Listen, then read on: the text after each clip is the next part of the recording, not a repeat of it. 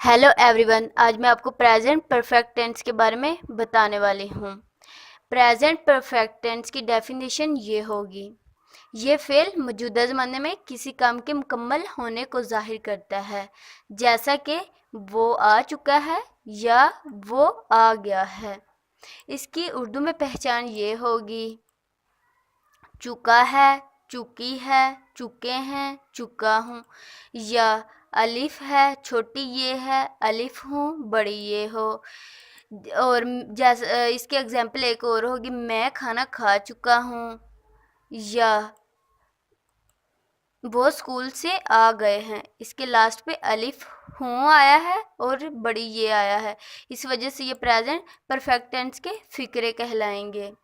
और एक बात हमेशा याद रखिएगा, ही शीट जो है ये वाहिद इसम है, इनके साथ हमेशा हैज़ लगेगा। और आई वी दे यू जो है ये जमा इसम है, इनके साथ हमेशा हैव लगेगा।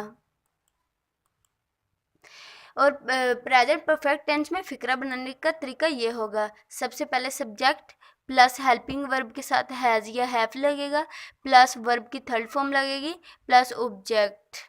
और एक बात याद रखें, प्रेजेंट परफेक्ट टेंस हो या पास्ट परफेक्ट टेंस हो या फ्यूचर परफेक्ट टेंस हो, इन सब के साथ वर्ब की थर्ड फॉर्म ही लगेगी।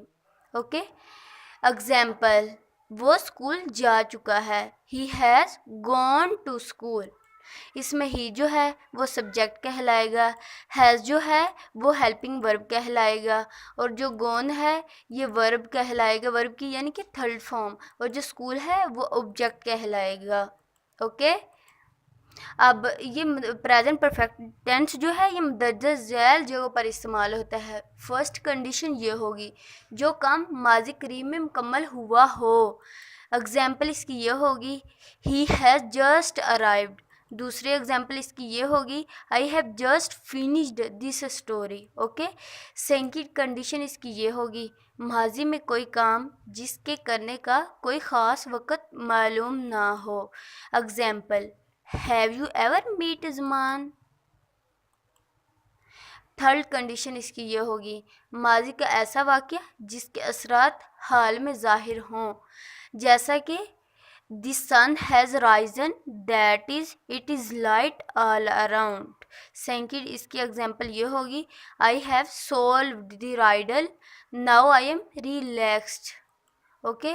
फोर्थ कंडीशन इसकी ये होगी: ऐसा काम जो माजी में शुरू हुआ हो और हाल में अभी तक जारी हो।